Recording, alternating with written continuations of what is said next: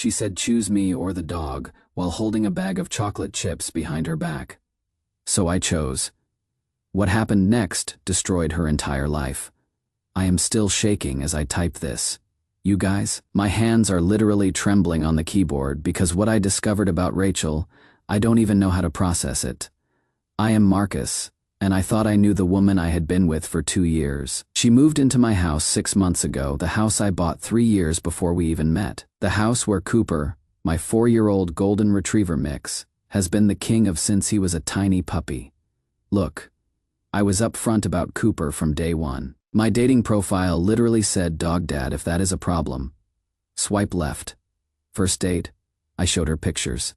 Third date, she met him and called him absolutely precious. But the moment her suitcases hit my bedroom, everything changed. It started small. He sheds everywhere, Marcus. Well, yeah, he is a dog. Does he have to take up the whole couch? It has been his couch for 4 years. Rachel, why cannot he sleep in the living room? Because this is his home too. I tried compromising. Got a robot vacuum for the hair.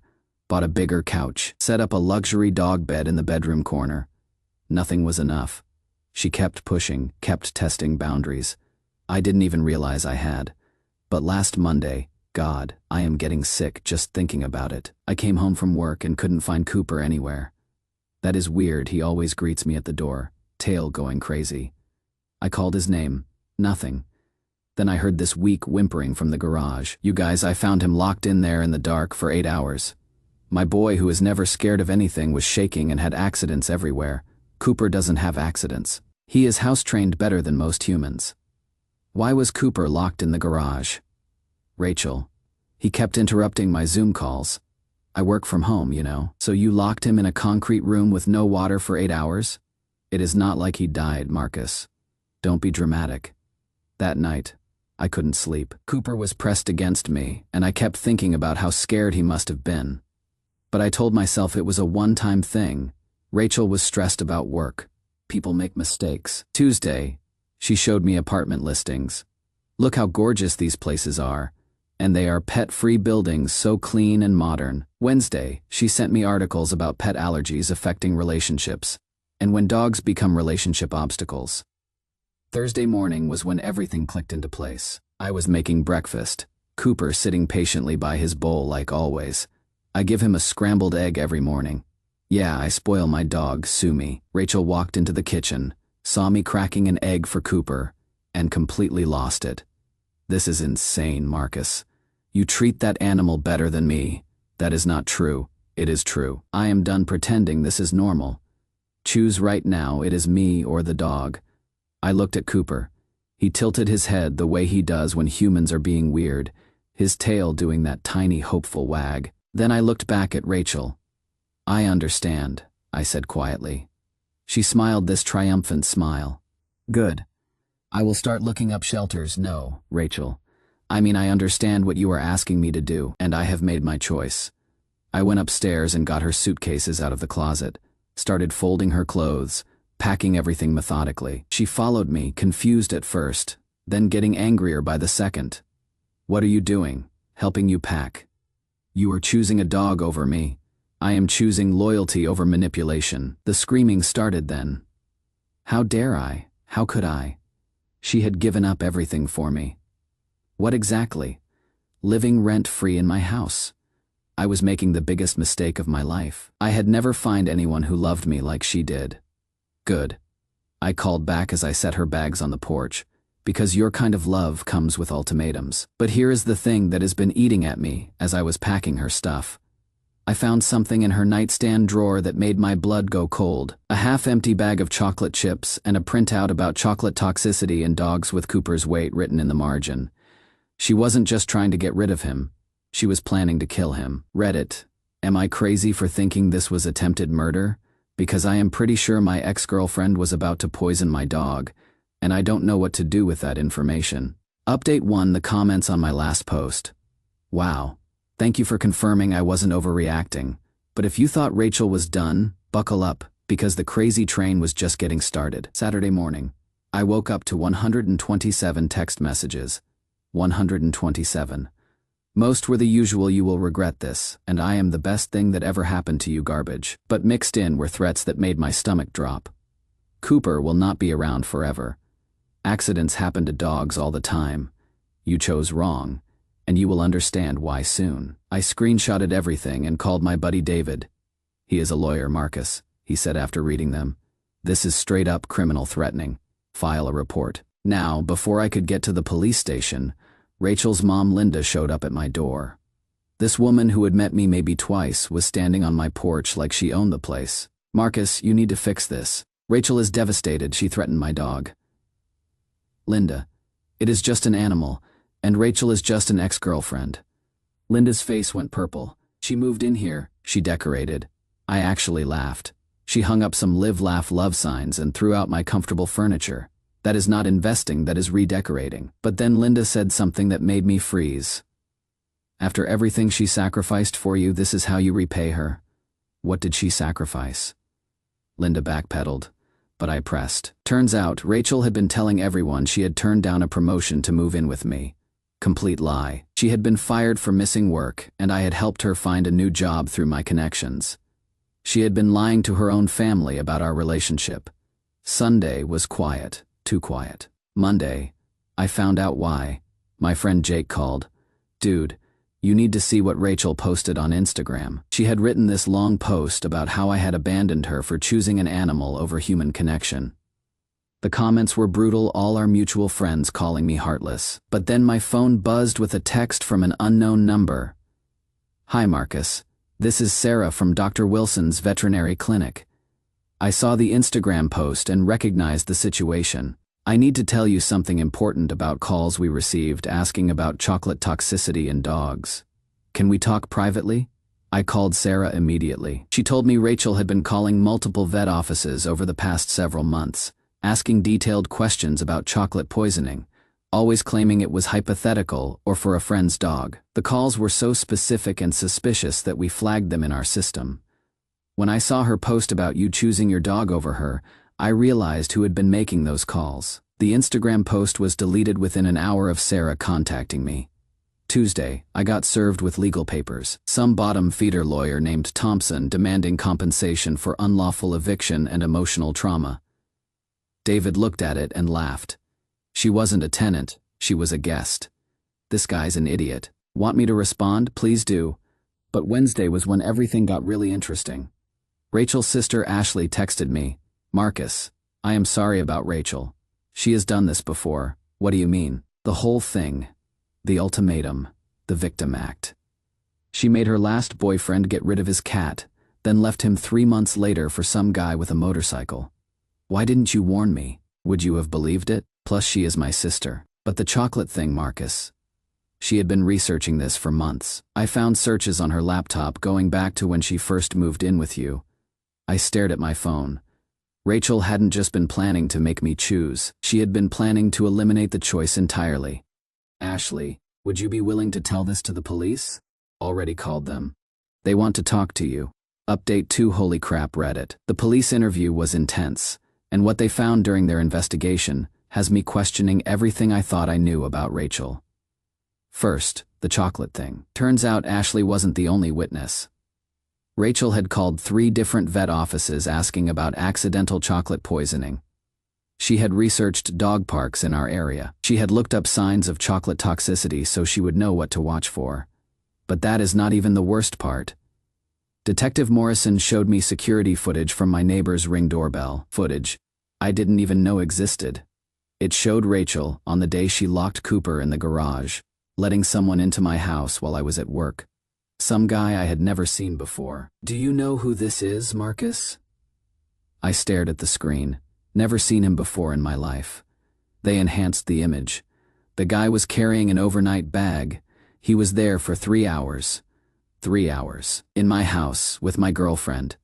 While my dog was locked away so he wouldn't see. I felt sick. She was cheating on me. That is what it looks like. And based on the timeline, she was planning to eliminate the dog because he might have alerted you to the affair. Cooper wasn't just a relationship obstacle. He was a witness. The detective leaned forward. "Marcus, we have been investigating Rachel for the past week. Would you be willing to hear what we found?" I nodded. even though part of me didn't want to know. Rachel had been living a completely double life. She had told her family she had a high-paying marketing job. She had told me she worked in social media consulting. Neither was true. She had been unemployed for 4 months and living off credit cards and whatever money she could get from men she met online. The guy in the footage, one of 7 different men she had been seeing while living in my house. She had been using my address for deliveries, my Wi-Fi for her dating apps, my utilities while she drained my electricity and ran up my water bill. There is more, Detective Morrison said. We found text messages between Rachel and her friend Madison. They were calling it Operation House Husband. The plan was to get you to propose, then gradually isolate you from friends and family. The dog was just the first step. I stared at him. Are you saying she never loved me? I am saying she saw you as a financial target. Your house, your job, your stability. The whole relationship was a scam, but wait, it gets worse. Thursday, I got a call from my neighbor, Mrs. Peterson. Marcus, honey, I have been wanting to talk to you about something. That girlfriend of yours. I saw her putting something in Cooper's water bowl a few weeks ago, right before you kicked her out. I had been meaning to tell you, but I thought maybe it was medicine you had asked her to give him. My blood went ice cold. What kind of something looked like pills? She was crushing them up, stirring them in. But then I remembered how sick Cooper looked that day. He was stumbling around the yard like he was drunk. I remembered that day. Cooper had been lethargic and wouldn't eat. Rachel had suggested maybe he was just getting old and we should consider his quality of life. I had made an emergency vet appointment, but Cooper seemed better by morning. Mrs. Peterson, would you be willing to tell this to the police? Already did, sweetie. Called them right after I saw the news about that girl being arrested. Wait, arrested, turns out. While I was learning about Operation House Husband, Rachel had been picked up for credit card fraud. She had been using stolen card numbers to pay for her dating app premium subscriptions. The police had been watching her for weeks. But here is the kicker when they arrested her. She was at another man's house. A 55-year-old divorced contractor named Bill who she had been telling the same lies to. She had moved in with him the day after I kicked her out. And she was already planning the same con. Bill called me that night. Is this Marcus? The guy with the dog? Yeah, that is me. She told me you were abusive. That you had thrown her out for no reason. She told me you didn't exist. We compared notes. Rachel had been playing us against each other for months, telling Bill I was a controlling ex who wouldn't let her move on, telling me Bill was just a work friend. She had been using both of our houses, both of our resources, playing both of us for fools. Bill, did she mention anything about pets? Funny you should ask. She said she was allergic to my cat and asked if I would consider rehoming him. Why? I told him about Cooper, the chocolate, the pills in the water bowl. Long silence. Then, Jesus Christ. She was going to kill my cat too, wasn't she? Final update Reddit. I don't even know how to begin this final update. The trial ended yesterday, and the depth of Rachel's deception is so much worse than I ever imagined. She pled guilty to multiple charges: credit card fraud, criminal threatening, attempted animal cruelty, and conspiracy to commit fraud. The conspiracy charge, that is new. Turns out Operation House Husband wasn't just Rachel's plan. Remember Madison, her friend who was getting those text messages? She was the mastermind. Madison had been running this scam with multiple women for years. They would target men with stable jobs, nice homes, and pets. The pets were always the first test if they could make a man get rid of his beloved animal. They knew he would eventually give up anything. The prosecutor showed the jury Madison's playbook. It was 47 pages long. Detailed instructions on how to isolate targets, how to create financial dependence, how to eliminate obstacles like pets and close friends. There were profiles of 12 different men they had targeted over 3 years. I wasn't Rachel's boyfriend. I was her assignment. But the thing that broke my heart, they had a whole section about Cooper specifically. Photos of him, his daily routine, his medical records, somehow obtained illegally, and a timeline for his removal. They had planned 3 different methods: poisoning, fake escape, and staged accident. The staged accident was scheduled for the week after she gave me the ultimatum. If I had chosen her over Cooper, she would have killed him anyway. The ultimatum was never about choice, it was about making me complicit in my own dog's murder. Ashley testified against her own sister. She had found the playbook on Rachel's laptop, and that is when she had first called the police. I couldn't let her hurt another innocent person, Ashley said through tears. Or another innocent dog. The courtroom was packed. Not just with Rachel's victims, there were 11 other men, but I was allowed to bring Cooper as my emotional support animal with the judge's approval, given his central role in the case. Cooper was there, wearing his best collar, being perfect. As always, when they read the sentence, 3 years in prison, 5 years probation, and lifetime ban from owning pets, Cooper's tail wagged. I swear he understood. But the most satisfying moment, Rachel's final statement to the court, "I never meant to hurt anyone. I was just trying to find love." The prosecutor stood up. "Your Honor, the defendant researched lethal doses of chocolate for a 65-pound dog. She purchased rat poison and hid it in her bedroom.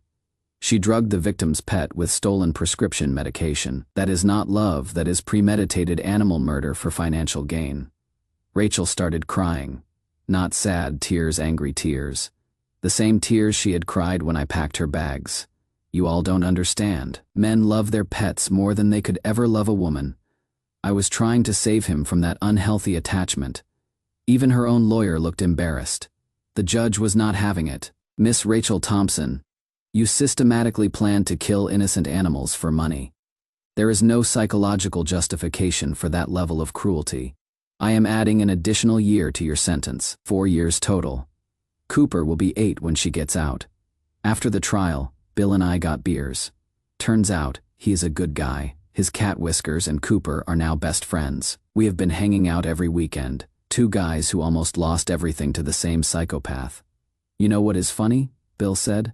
"I never even liked cats that much before this. But when someone threatens to hurt something you are responsible for, it changes you." I looked over at Cooper, who was stealing French fries from both our plates. "Yeah, it really does." Ashley hugged me outside the courthouse. "Marcus, I am so sorry for everything she put you through. For not warning you sooner. You did warn me, and you testified against your own sister. That took courage. She is not my sister anymore. My sister wouldn't have tried to murder a dog. As for me, I am doing great. Really, truly great. I got a promotion at work. Turns out, removing a toxic person from your life makes everything else easier. Cooper and I joined a hiking group. We have made new friends who love dogs almost as much as I do. My house feels like home again. No more live laugh love signs. No more uncomfortable modern furniture. Just me, Cooper, his toys everywhere, and the kind of peace you can only get when you choose loyalty over manipulation. Cooper's sleeping at my feet as I type this, occasionally kicking in his dreams, probably chasing rabbits, living his best life, completely unaware that he was once the target of an elaborate murder plot. And me. I learned something important. When someone gives you an ultimatum between them and something you love, they have already shown you who they are. Choose accordingly. To everyone who supported me through this nightmare, thank you. Your comments kept me sane during the investigation. To anyone dealing with similar manipulation, trust your instincts. If someone is trying to isolate you from things and people you love, that is not love, that is control. And to Rachel, if you are reading this from prison, Ashley says you are still obsessed with Reddit. Cooper says woof, which roughly translates to karma's a bitch. Edit, since everyone's asking. Yes, Cooper got a victory steak dinner after the trial. He is currently living his best life and has no idea he is a hero. Edit 2. For those asking about the other victims, we have started a support group. Turns out, almost getting scammed by professional con artists creates a unique kind of trauma. We meet monthly. Dogs welcome. Edit 3. Madison got 6 years in federal prison. The FBI found evidence she had been running similar scams in 4 states. Cooper's inadvertent takedown of a criminal organization makes him the goodest boy who ever lived.